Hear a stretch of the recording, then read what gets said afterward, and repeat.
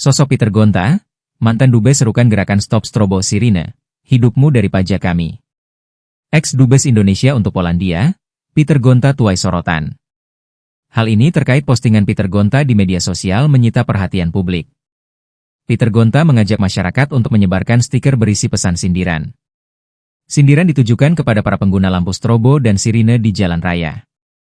Stiker yang diunggahnya tersebut bertuliskan, hidupmu dari pajak kami, stop strobo dan sirine.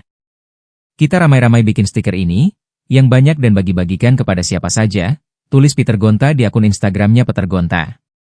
Seruan ini seketika ramai diperbincangkan netizen.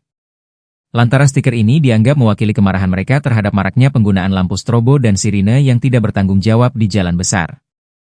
Tak sedikit ditemukan oknum pengemudi yang menggunakan lampu tersebut untuk kepentingan pribadi semata.